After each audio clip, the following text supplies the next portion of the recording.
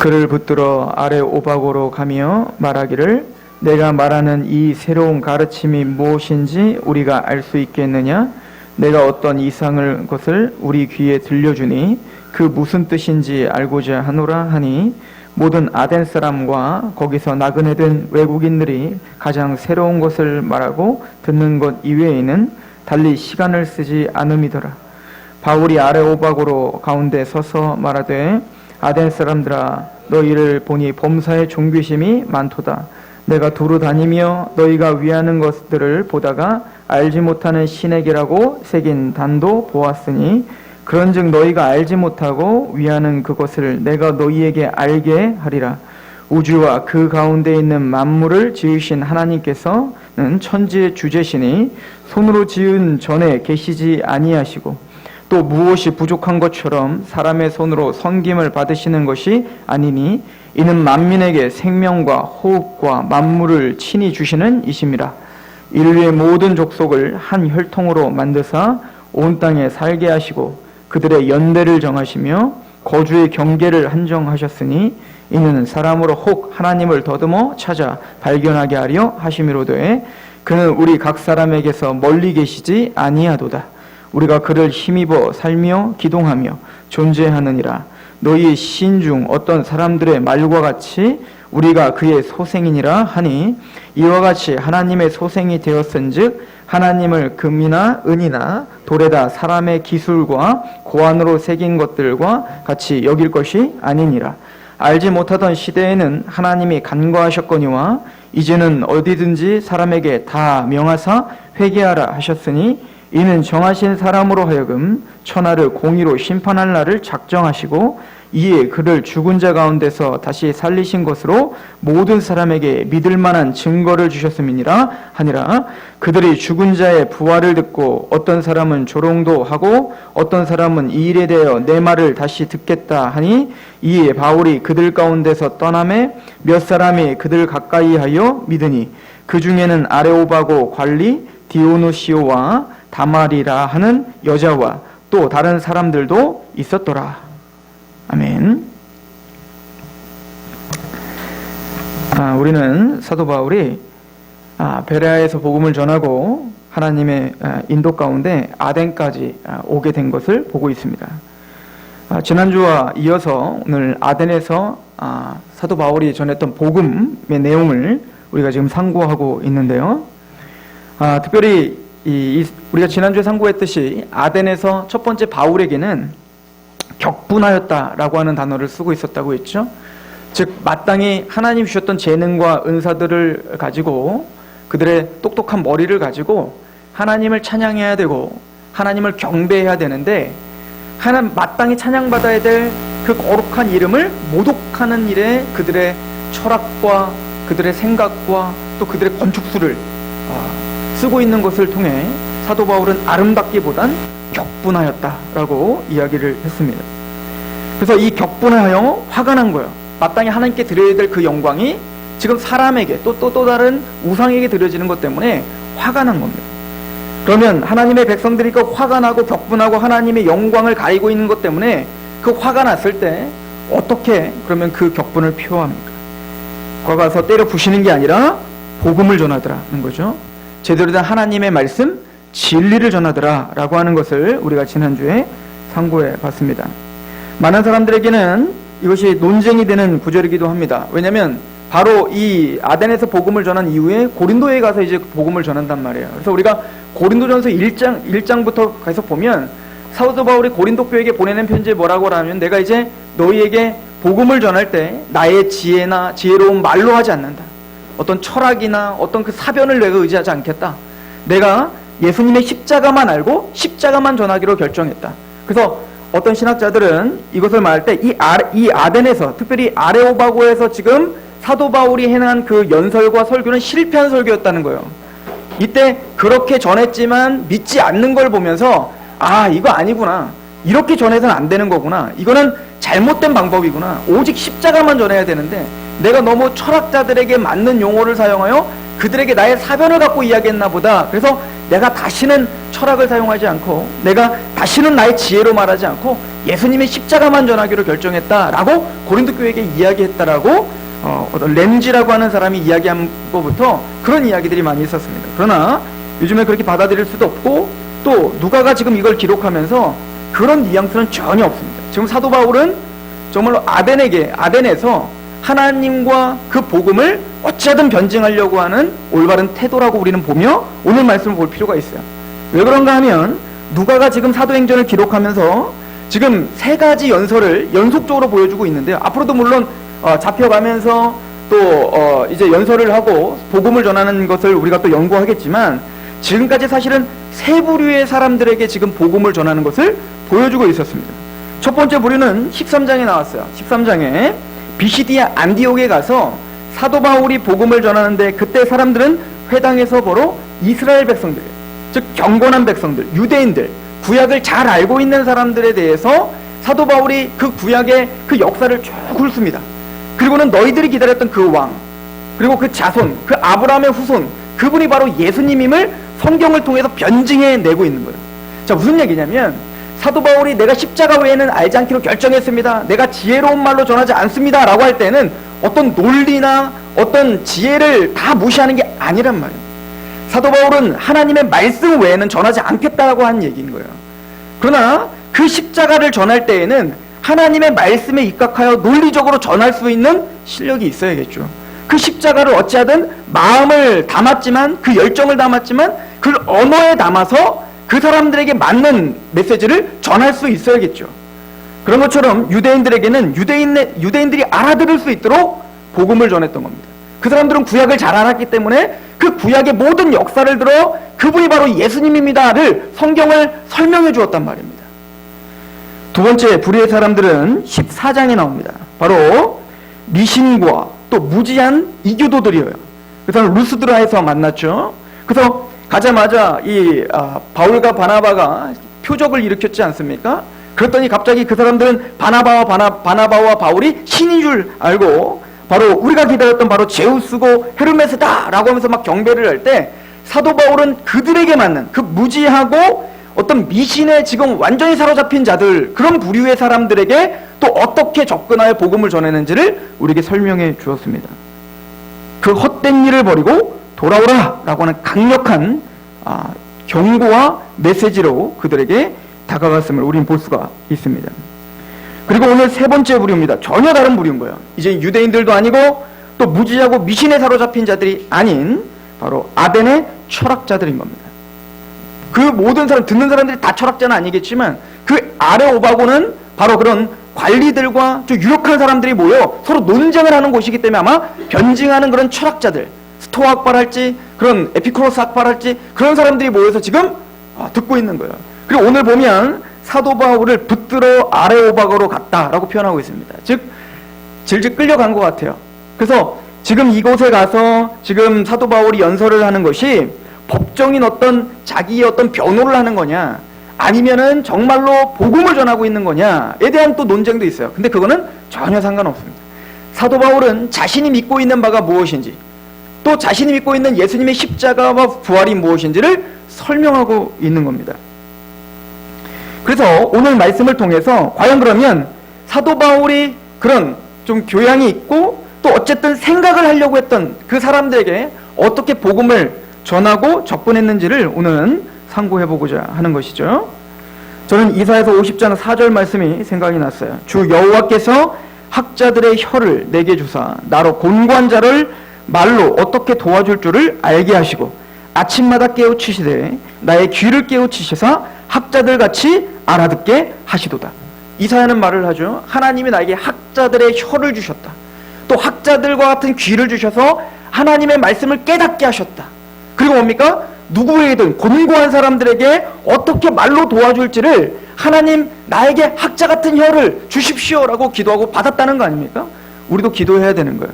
우리도 하나님의 복음, 그 십자가를 들고 어쩌든 그 사람들에게 복음을 전할 수 있는 지혜를 달라고 해야 되는 거예요. 물론 우린 십자가 외에는 알지 않기로 결정합니다. 이 십자가 외에는 구원의 길이 없다라고 하며 그 어떤 세상적인 논리를 의지하지 않습니다. 예수님을 믿으면 무엇을 줄 것입니다. 예수님을 믿으면 당신에게 이런 부유함이 올 겁니다. 이런 걸 전하지 않습니다.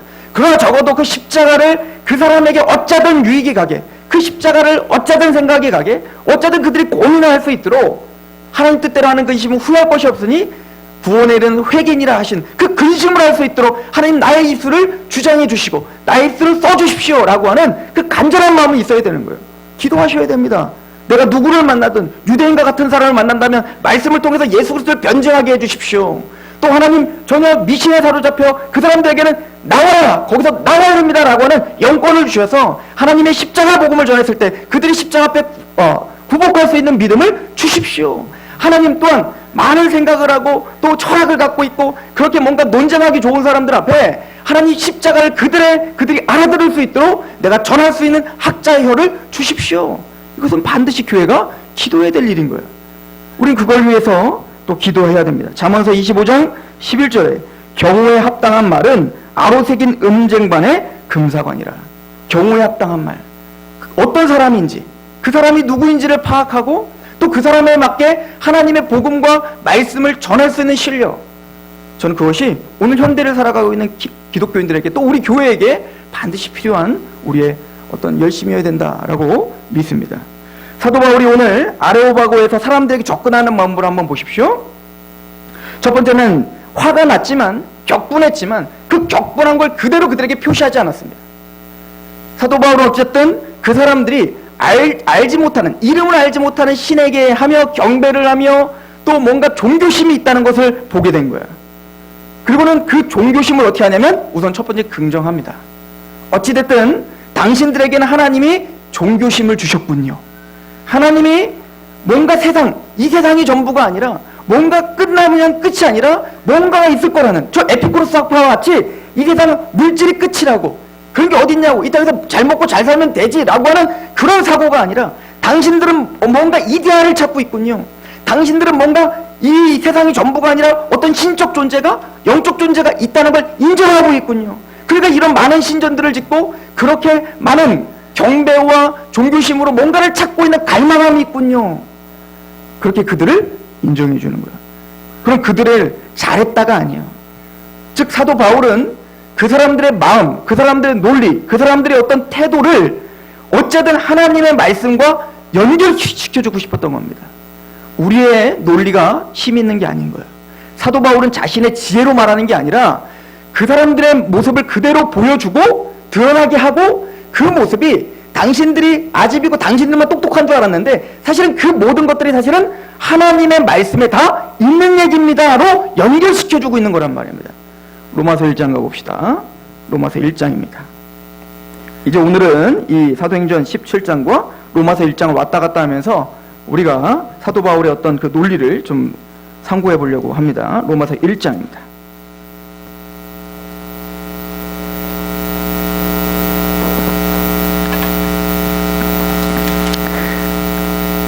로마서 1장 18절 말씀입니다. 같이 한번 읽어볼까요? 로마서 1장 18절부터 20절 시작. 하나님의 진노가 불의로 진리를 막는 사람들의 모든 경건하지 않음과 불의에 대하여 하늘로부터 나타나나니 이는 하나님을 알만한 것이 그들 속에 보임이라. 하나님께서 이를 그들에게 보이셨느니라. 창세로부터 그의 보이지 아니하는 것들 곧 그의 영원하신 능력과 신성이 그가 만드신 만물에 분명히 보여 알려졌나니 그러므로 그들이 핑계하지 못할지니라. 제가 군대에서 복음을 전하는데 군대에서는 복음 전하기가 너무너무 좋죠. 왜냐면 제가 이제 한 상병 이상이 되니까 이제는 저랑 같이 꼬박 2시간을 무조건은 근무를 서야 되는 제 후임병이 생기는 겁니다. 그럼 그 아이들은 이제 꼼짝 못하고 저한테 성경을 들어야 돼요. 조그만 포켓 성경을 제가 꼭 가지고 왔어요. 그래서 그 아이에게 복음을 전하는데 교회를 전혀 다녀보질 않았어요. 하나님을 전혀 생각해보지도 않았습니다. 그럼 그 아이들에게 어떻게 복음을 전할까 고민이 되기 시작했습니다. 그래서 제가 제일 처음 찾았던 게 로마서 1장 18절 말씀인 겁니다. 그리고 이렇게 이야기를 했습니다. 19절에 보면 이는 하나님 알만한 것이 그들 속에 보임이라. 하나님께서 이를 그들에게 보이셨느니라. 창세로부터 그의 보이지 아니하는 것들 곧 그의 영원하신 능력과 신성이 그가 만드신 만물에 분명히 보여 알려졌나니 그러므로 그들이 핑계하지 못할지니라. 뭐라고 써 있느냐? 하나님을 믿지 않는 사람들이 하나님을 대면하게 되면 핑계를 댈까 안 댈까? 분명히 댈 거라는 거죠. 뭐라고 될까요? 하나님, 나는 보지 못했습니다. 하나님을 내가 알고 있다면, 하나님을 내가 본 적이 있다면 난 하나님을 온전한 정신을 갖고 하나님을 내가 거부할 이유가 없습니다. 하나님을 보지 못했고 하나님의 음성을 듣지 못했기 때문에 나는 하나님을 믿을 수 없습니다 라고 핑계를 댈 거라는 거예요. 그러나 여기 보면 그들은 핑계하지 못한다는 겁니다. 그 이유가 뭐냐면 창세로부터 그의 보이지 아니하는 것들, 곧 그의 영원하신 능력과 신성이 그가 만드신 만물에 분명히 보여 알려지기 때문에 그렇다는 거예요. 이 모든 창조 세계를 바라보면 하나님의 신성이 있다는 것입니다. 그럼 우리가 왜 그거를 인지할 수가 있죠? 19절에 보면 이는 하나님을 알만한 것이 그들 속에 보임이라. 하나님께서 이를 그들에게 보이셨다는 겁니다. 믿는 사람이나 믿지 않는 사람이나 모든 마음 안에 하나님을 알만한 것이 다 있는 거예요. 왜냐하면 동물과 다르게 우리 모든 인간들은 다 영적인 존재로 창조했기 때문에 그렇습니다. 하나님이 우리의 형상대로 우리가 인간을 만들 때 남자와 여자를 만들자, 그리고 하나님의 형상대로 만들자는 거예요. 그 하나님의 형상은 외면적인 형상이 아니라 내면적인 형상이겠죠. 바로 하나님은 영이시니 예배하는 자가 신령과 진정으로 예배할지니라. 즉 하나님이 영이시기 때문에 하나님은 동물과 다르게 우리를 영적 존재로 만들었다. 그리고 사람들 안에는 다 영성이 있어서 뭔가 보이는 세계가 전부가 아니라 보이지 않는 어떤 세계가 있다는 것을 감지할 수 있는 능력이 있단다. 봐라. 그래서 예수님을 믿건 안 믿건 모든 사람들은 다 뭔가 신을 찾는다. 그래서 믿지 않는 사람들, 저기 무인도에 살고 있는 사람들도 사람 몇 사람만 모이면 제일 먼저 만드는 게 뭐죠? 기독교나 불교나 이슬람과 같은 고등종교, 이런 경전이 있는 고등종교가 아니더라도 그냥 정한수 하나 떠놓고 비나이다 하든, 아니면 무슨 막 춤을 추면서 뭔가 막 두려워하며 떨고 있는 그런 하등 종교이든 종교라는 걸 만들더라는 거죠. 사람들은 그래서 보이는 세계가 전부가 아니라 보이지 않는 뭔가를 갈망하는 심령이 있더라는 거예요. 이게 바로 뭡니까? 종교성인 거예요. 종교심인 거예요. 즉 사도 바울은 바로 아덴에 가서 그들의 그 종교심이 있음을 이야기해주고 있는 겁니다. 근데 그것은 단순히 너희들만 독특한 게 아니라 하나님이 너희들을 그렇게 창조했기 때문인 거예요. 그리고 로마서는 이렇게 이야기를 합니다. 로마서 1장. 근데 이 사람들은 종교심이 있지만, 영이 있지만, 아담이 선악과를 따먹은 이후에 죄로 말미암아 하나님이 선악과를 따먹으면 종영 죽으리라 했단 말이에요. 근데 죽지를 않았어요. 930살까지 장수하시잖아요. 그리고 그 사람이 거기서 말하는 죽음은 뭘까요? 인간의 사망은 세 가지 사망을 이야기합니다. 첫 번째는 영적 사망, 두 번째 육적 사망, 세 번째는 영원한 사망이라고 우리가 있어요. 성경에는 첫째 사망과 둘째 사망만 기록되어 있죠. 그 첫째 사망은 뭐냐? 육적 죽음을 말하는 거예요. 둘째 사망은 곧 불못이라, 즉 지옥을 말하는 것입니다. 그럼 그 사망의 의미는 뭐냐면 없어지고 사라지는 게 아니라 분리의 의미가 있는 거예요. 즉 육적인 사망은 영혼과 육이 분리되는 걸 우리는 사망이라고 해요. 그 존재 자체가 없어지는 게 아니에요. 그 존재는 영원한 천국 아니면 지옥에 있단 말입니다. 둘째 사망은 뭐와 분리죠? 하나님의 사랑과 하나님의 자비와 영원히 분리되는 걸 우리는 둘째 사망 불못이라고 이야기를 한단 말이에요. 즉 영적 죽음이란 바로 하나님과 인간이 영적으로 끊긴 걸 말하는 거예요. 고린도후서 4장 4절에 이 세상 신이 믿지 아니하는 자들의 마음을 혼미하게 하여 그리스도의 영광의 복음의 광채가 비치지 못하게 함이에요. 즉 우리는 죄로 말미암아, 또 우리는 사단의 권세로 말미암아 우리는 하나님과 인간이 끊겨버린 거예요. 영적으로 끊겨버리면 어떻게 될까요? 첫 번째, 하나님을 아는 지식이 부서져 버린 겁니다. 하나님을 알 수 없었어요. 아담은 에덴 동산에 있을 때 하나님을 알았을 겁니다. 그죠? 우리처럼 딱 성경 공부를 하건 또 우리처럼 뭔가 설교를 듣지 않아도 아담은 에덴 동산에서 딱 만들어지자마자 하나님을 100% 알았을 겁니다. 그분은 창조자고, 그분은 살아계시며, 그분은 사랑이 많고 온유하며 자비가 넘치는 분입니다. 그러니까 그 마음은 어떨까요? 그 하나님을 사랑할 수밖에 없었겠죠. 그 하나님을 사랑하니까 그 뜻은 어떻게 될까요? 그 하나님의 뜻에 복종하며 순종하며 살 수밖에 없었을 것입니다. 그런데 그 영적으로 하나님과 인간이 끊어짐으로 말미암아, 그게 바로 오늘 그 본문인 거예요. 로마서 1장 18절, 하나님의 진노가 불의로 진리를 막는 사람들, 즉 그 죄 때문에 하나님의 진리가 가로막힌 사람들, 그 죄로 말미암아 하나님을 이제 알아보지 못하고 하나님을 깨닫지 못하는 사람들, 그 사람들에게는 하나님의 진노가 있다는 거예요. 하나님을 깨닫지 못하니까 하나님을 사랑할 수가 없게 됩니다. 하나님을 사랑할 수가 없으니까 하나님 말씀대로 사는 게 아니라 내 이기적인 욕망대로 살 수밖에 없게 되더라. 이게 에베소서 4장에 있는 말씀이었죠. 우리 잠깐 가보고 우리 얘기합시다. 에베소서 4장입니다. 저런 성경 공부를 이미 다 하시는 분들이기 때문에 줄거리만 이야기합니다. 자, 우리 에베소서 4장을 한번 가보세요.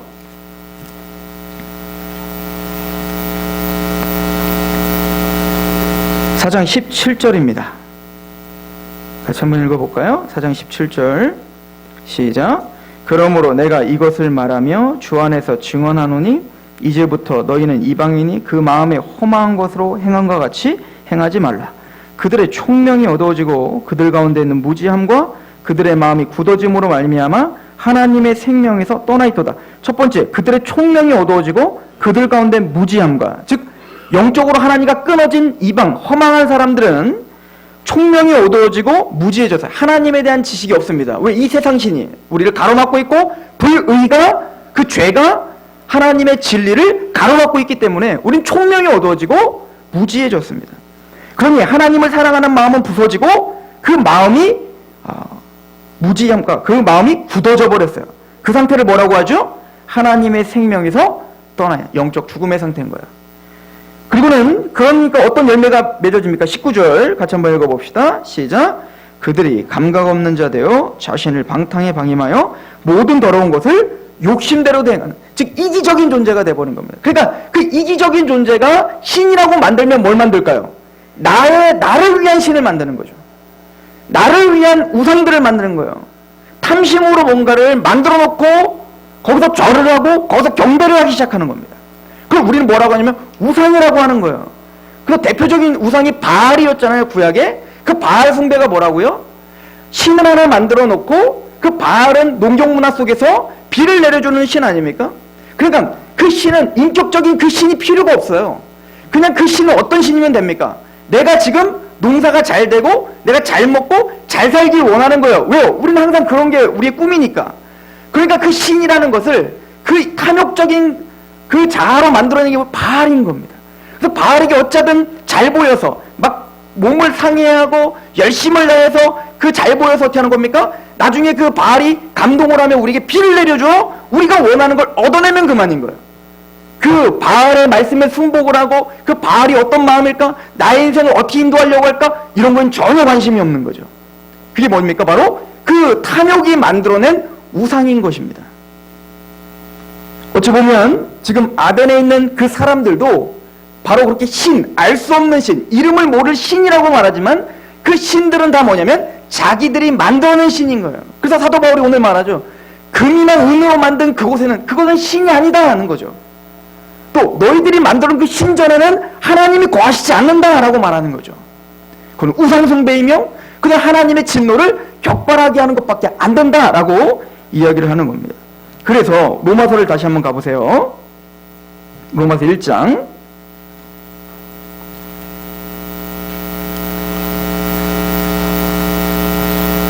총명이 어두워지고 무지해짐으로 하나님의 생명에서 떠나 이제는 욕심대로 행하는 탐욕스러운 이기적인 사람들이 된 우리들은 어떻게 됐을까요? 21절 자 같이 한번 읽어볼까요? 로마서 1장 21절 시작. 하나님을 알되 하나님을 영화롭게도 아니하며 감사하지도 아니하고 오히려 그 생각이 허망해지며 미련한 마음이 어두워졌다. 하나님은 알아요. 종교심이 있기 때문에 어떤 영적 존재들이기 때문에 보여지는 세계가 전부가 아니라 뭔가 보이지 않는 세계가 있다는 거, 뭔가 진리가 있다는 거, 스토아 학파들이 말하는 것처럼 어떤 이데아가 있다는 걸 믿어요. 그래서 뭔가를 찾아내려고 하는 겁니다. 뭔가를 이루려고 하는 겁니다. 그래서 하나님을 알지만 하나님을 영화롭게 하지 못한다는 거예요. 왜요? 죄가 가로막고 있기 때문에 그래서 무지한 거예요. 그 사도 바울은 오늘 말하는 겁니다. 너희에게 종교심이 많은 걸 내가 봤다. 그러나 너희가 알지, 이름을 알지 못하는 신이라고 하는 그분이 누구신지 내가 알려주만 너희들은 모른다는 겁니다. 너희들은 무지하다는 겁니다. 너희들은 모든 걸 다 깨달은 것처럼. 왜? 우리는 플라톤과 소크라테스와 아리스토텔레스가 우리에게 남겨준 그 철학이 있기 때문에 나는 모든 걸 안다 라고 지금 자부하고 있지만 웃기지 마라.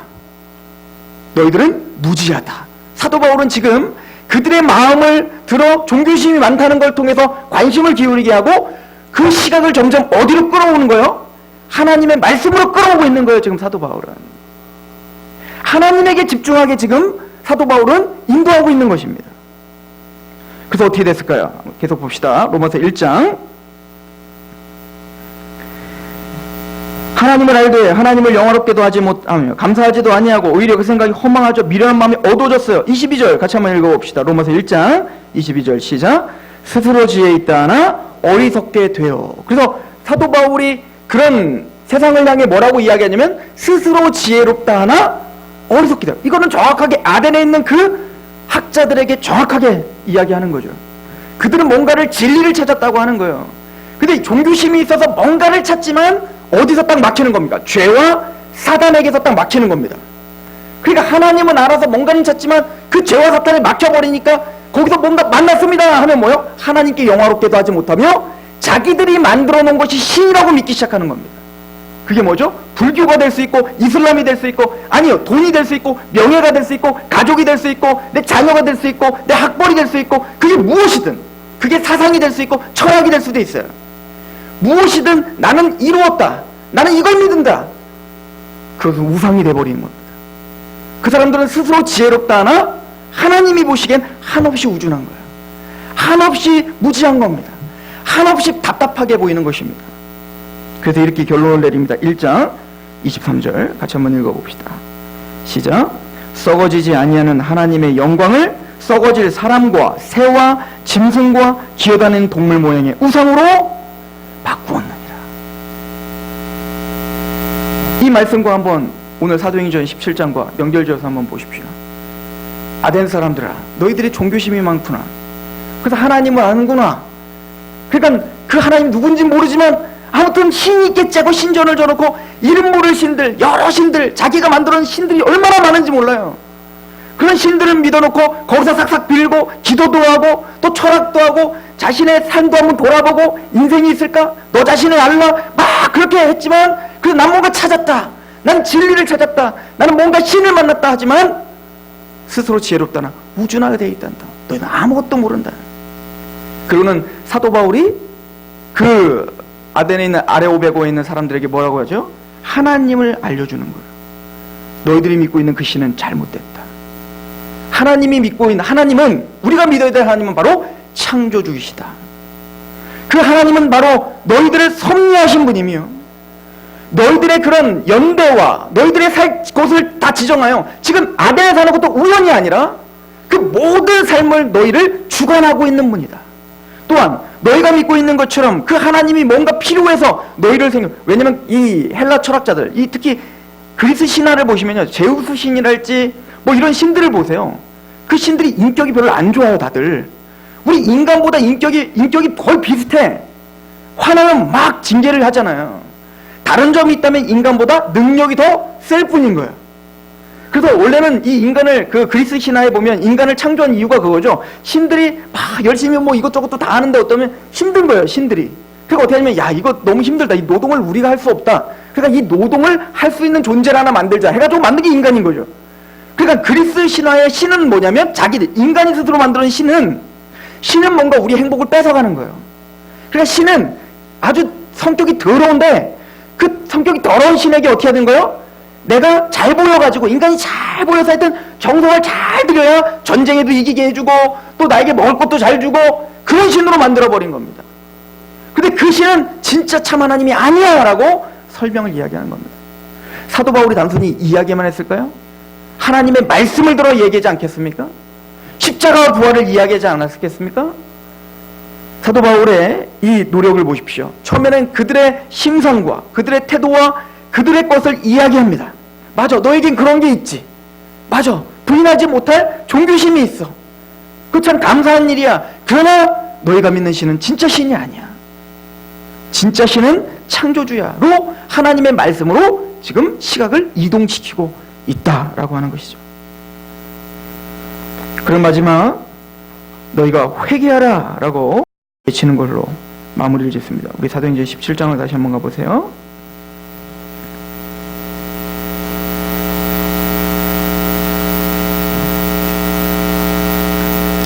17장 28절 우리가 그를 힘입어 살며 기동하며 존재하느니라. 너희의 시인 중 어떤 사람들이 말과 같이 우리가 그의 소생이라 하니 이와 같이 하나님의 소생이 되었은즉 하나님을 금이나 은이나 돌에다 사람의 기술과 고안으로 새긴 것들과 같이 여길 것이 아니니라. 그러니까 그 너희들이 만든 그 신은 우상이다. 이거를 결론적으로 이야기해 주는 거죠. 30절 같이 한번 읽어볼까요? 시작. 알지 못하던 시대에는 하나님이 간과하셨거니와 이제는 어디든지 사람에게 다 명하사 회개하라 하셨다. 사실은 사도 바울은 일반 계시를 통해서 하나님을 지금 존재 증명하고 있는 거죠.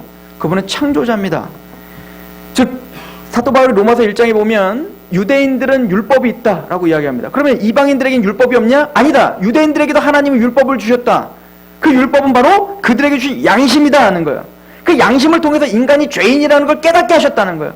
그래서 양심을 통해서 뭡니까? 자신의 죄인이라 뭔가 종교심이 있어 뭔가 이 세상이 끝나면 그걸로 끝이 아니라 뭔가 심판이 있겠구나 라고 하는 걸 인지하게 하셨다는 거잖아요. 정죄 모든 말 아래 유대인이나 이방인이나 모두가 다 하나님의 심판 아래 있게 하려 율법을 주셨어요. 그러니까 유대인들은 말하는 거예요. 우리는 율법이 있지? 이방인들이 율법이 없잖아. 아니 유대인 이방인들에게 율법 주셨다니까. 양심으로.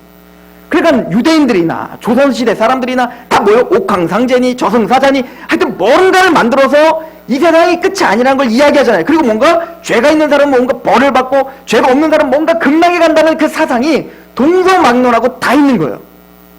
하나님 그렇게 뭐요? 하나님의 존재를 보여주고 있더라는 거죠. 그러나 이제는 하나님의 그걸로는 하나님을 알 수가 없다는 걸 지금 말하는 겁니다. 아무리 그렇게 해봤자 너희들은 이름 모를 신이라는 거예요. 특별 계시가 필요하다는 거죠. 복음이 필요하다는 거죠. 게다가 이제는 더 이상 너희가 핑계할 수 없다는 겁니다. 왜? 사도 바울이 그 아덴에 갔기 때문에 그렇습니다.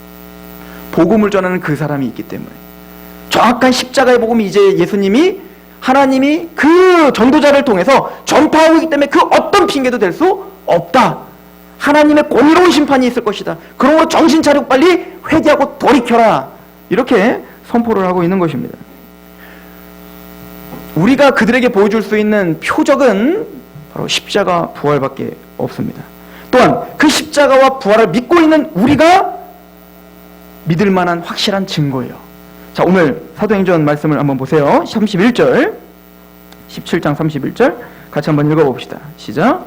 이는 정하신 사람으로 하여금 천하를 공의로 심판할 날을 작정하시고 이에 그를 죽은 자 가운데서 다시 살리실 것으로 모든 사람에게 믿을 만한 증거를 주셨음이니라 하니라 라고 이야기를 합니다. 우리 누가복음을 하나 좀 보고 말씀을 좀 마무리 지었으면 좋겠는데요. 누가복음 우리 11장 가볼까요?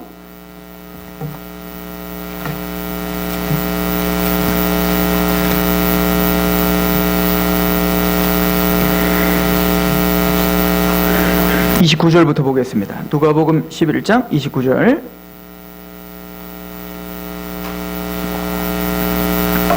무리가 모였을 때에 예수께서 말씀하시되 이 세대는 악한 세대라. 표적을 구하되 요나의 표적밖에는 보일 표적이 없다. 뭔가를 봐야 믿겠다라고 하는 주님께서 표적을 보여줬는데도 불구하고 그걸로는 부족하다는 거죠. 끊임없이 뭔가를 보여달라는 거예요. 그래서 고린도전서 1장에도 말하죠. 유대인들은 표적을 구하고 헬라인들은 지혜를 찾아요. 그러나 우리는 십자가 외에 전할 것이 없다는 거예요. 우리는 답답하게 십자가만 전하니 표적을 구하는 유대인들에게는 거리끼는 것이고 지혜를 찾는 헬라인들에게는 뭡니까? 미련해 보이는 거예요. 그러나 부르심을 받은 우리에겐 뭡니까? 그 십자가가 능력이고 지혜라는 겁니다. 그래서 복음을 그 말씀으로 그 십자가를 설명해 줘야 되는데, 자 29절. 그래서 예수님도 말하는 겁니다. 무리가 모였을 때 예수께 말씀하시되 이 세대는 악한 세대라. 표적을 구하되 요나의 표적밖에는 보일 표적이 없다. 이 요나의 표적은 뭐죠? 바로 십자가 부활을 상징하는 거죠. 예수님이 바로 십자가에 달리셨다가 3일 만에 부활하신 것처럼 요나가 물고기 뱃속에 3일 동안 있다가 나오신 것, 이것만큼 정확한 표적은 없다. 즉 십자가와 부활 외에는 너희들이 믿을 만한 확실한 증거는 없다라고 하는 거예요. 30절. 요나가 니느웨 사람들에게 표적이 된 것과 같이 인자도 이 세대에 그러하다. 심판 때 남방 여인이 일어나 이 세대 사람을 정죄하리니 이는 그가 솔로몬의 지혜로 말을 들으려고 땅 끝에서 왔음이거니와 솔로몬보다 더 큰 이가 여기 있으며 심판 때 니느웨 사람들이 일어나 이 세대 사람들을 정죄하리니 이는 그들이 요나의 전도를 듣고 회개하였음이거니와 요나보다 더 큰 이가 여기 있느니라. 첫 번째 확실한 증거는 뭐라고요? 표적은 십자가와 부활이에요. 그래서 사도 바울처럼 우리는 어떤 사람을 만나든 그 십자가와 부활, 그것만이 유일한 구원의 길임을 설명하기 위한 지혜를 달라 기도해야 되는 거예요. 이것을 말씀을 들어 설명할 수 있는 논리와 말씀을 들어 설명하고 선포할 수 있는 그 믿음을 달라. 우린 그런 마음이 있어야 되는 겁니다. 존 서튼 목사님이 왜 우리는 그러면 이런 준비를 하지 않을까? 왜 우리는 사도 바울처럼 이렇게 그런 하나님의 영광에 가로막고 있는 자들에 대하여 격분하여 어쩌든 그들을 설득하고자, 어쩌든 하나님께 돌이키고자 하는 그런 격분함이 있어 이렇게 말씀을 연구하여 어쩌든 말씀을 선포했는데 왜 우리에겐 그런 게 없을까? 격분하지 않기 때문이다. 보려고 하지 않기 때문이다. 하나님의 영광을 더럽히고 있는 그 우상숭배자들에 대한 그 격분을 우리는 같이 품지 못하기 때문이다 라고 이야기한 거예요.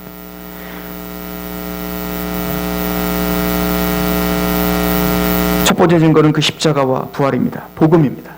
우리는 그 십자가와 부활을 설명할 수 있도록 하나님 우리에게 지혜를 주십시오라고 기도하셔야 됩니다. 두 번째, 우리가 믿음의 증거입니다. 여기 보면 이렇게 써 있죠. 요나가 니느웨에 가서 요나가 표적이 되었는데 마지막 날의 심판 때에는 그 남방 여인과 그 니느웨 사람들이 일어나 이 세대 사람들을 정죄하겠다는 거예요. 여러분들을 통하여 하나님은 그들을 정죄할 것입니다. 니느웨 사람들이 뭐 어마어마한 걸 들었나요? 니느웨 사람들이 그 요나에게서 자세한 복음을 들었나요? 아니에요. 사흘길을 걸어가야 되는데 하루길 동안 쫙 다니면서 대충 전했다고요. 그런데 그들은 그 회개하라는 말 앞에 모두 자복했단 말입니다. 하물며 그 요나보다 더 큰 예수 그리스도가 십자가에 죽으셨습니다. 그리고 뭔가를 봐서 믿은 게 아닌, 뭔가 다 이해돼서 믿은 게 아닌 그냥 십자가를 듣고 우리도 회개하며 돌이킨 여러분들이 여기 있습니다. 그 어떤 누구도 이 시대는 핑계할 자가 없습니다. 우리가 믿음의 증거인 것입니다. 십자가만이 우리의 증거고 또 예수님을 믿고 자신의 목숨을 내어 바치는 그 사도 바울이 증거이며 바로 여러분들이 이 시대에 복음의 증거자들이길 소망합니다. 오늘 말씀은 간단합니다. 물론 이 아덴에서는 많은 열매가 있지는 못했어요. 오늘 본문에 보시면 오늘 열매가 그러나 없는 것도 아니었죠. 사도행전 17장 34절에 보시면 32절에 보시면 그들이 죽은 자의 부활을 듣고 어떤 사람은 조롱도 하고 어떤 사람은 이 일에 대하여 내 말을 다시 듣겠다. 그러니까 사실은 사도 바울이 지금까지 아레오바고에서 한 얘기의 결론은 뭐냐면 예수님의 십자가 부활을 설명한 거예요. 그걸 설명하기 위해 지금 그 많은 논리들을 내세운 겁니다. 그 복음을 듣고 조롱합니다. 그런데 어떤 사람은 33절 이에 바울이 그들 가운데 떠남에 몇 사람이 그를 가까이하여 믿으니 그 중에 아레오바고 관리 디오누시오와 다마라리라 하는 여자와 또 다른 사람들도 있었더라 라고 이야기합니다. 유세비우스라고 하는 교회사를 쓴 위대한 선지는 이 디오누시오가 바로 아덴의 최초의 감독이 되었고 그리고 순교자가 되었다라고 기록합니다. 즉 하나님의 복음이 이 한 사람에게 전해졌고 순교자의 피를 흘리는 하나님의 증거를 하나 더 아덴에 세우신 것. 저와 저의 입술을 통해 또 이 교회를 통해 또 여러분들의 입술을 통해 그런 증거자들이 일어나는 그 놀라운 일이 있는 교회요 성도가 되길 축원합니다. 기도하겠습니다. 하나님 아버지, 우리는 언변이 부족하며 또한 하나님 앞에 그 복음 앞에 지혜자가 어디 있겠으며 변론가가 어디 있겠습니까? 사도 바울처럼 십자가 외에는 알지 않기로 결정했고 그 십자가가 우리의 능력이며 지혜라 고백하는 자들입니다. 하나님, 우리의 무지함을 너무나 잘 아시는 하나님께서 수도 없이 만나고 오고 오는 그 많은 사람들, 하나님을 마땅히 경배해야 되는데 그러지 못하고 방황하는 사람들에 대해 그 예수 그리스도를 전파하고 그 하나님의 영광을 이야기하는 데 있어서 우리의 입술을 사용하여 주시옵소서. 학자들의 혀를 허락하여 주시고 각자와 같이 깨닫게 하여 주셔서 하나님의 말씀을 듣고 그 말씀을 전하고자 하는 그 또 하나님을 대적하고 있는 것을 향한 격분이 우리에게 있게 하여 주시고 하나님 복음을 담대히 전하되 정말 지혜롭게 전할 수 있는 믿음과 그런 준비가 우리에게 있게 하시옵소서. 그렇게 함께 하실 하나님을 기대하며 예수 그리스도의 이름으로 감사하며 기도합니다. 아멘.